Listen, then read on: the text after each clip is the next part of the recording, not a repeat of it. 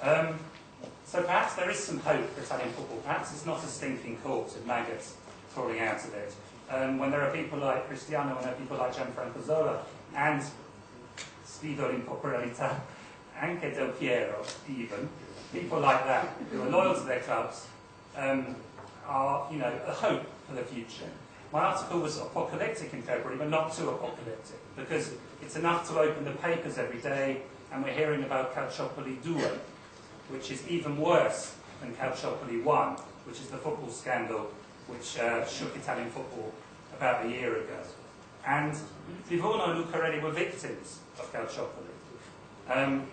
One of the phone taps, which you can actually hear now, and they're much worse if you hear them than actually read them, they're extraordinary if you hear them, involved the referee, Massimo De Santis, who called up a man called Innocenzo Mancini, un nome in the programma, Innocenzo Mancini, who was number 2 at the Football Federation, and they discussed the game between Siena and Livorno, which Livorno had lost heavily the week before. I just want to read you out what they said to each other. Mazzini to De Santis, who's the referee: "You were splendid, as ever." De Santis: "Did you see? Ready, go, one off." He sent off the Livorno defender after 17 minutes. Mazzini laughs. De Santis: "Do you know what Lucarelli said to me when I sent that guy off? He said, you need to save Siena because they're part of the GEA, which is an agents association run by Moggi's son, amongst other people, now defunct. I told him, don't start with this bollocks or I'll send you off as well."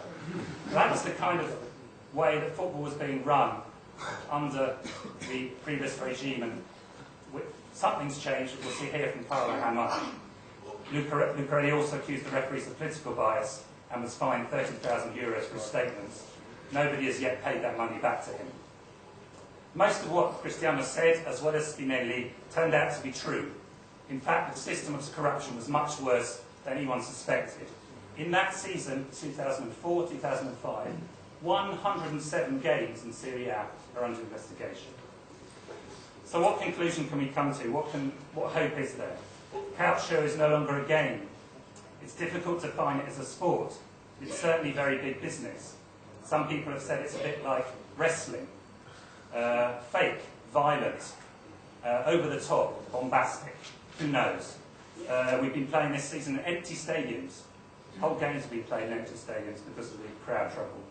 So what we try to organise here is some sort of hope for the future, a story which gives us a different angle on Italian football, and is also actually shows us also what's bad about Italian football. These people here are something different, and there's something unique in some ways, unfortunately, and that's why we've invited them.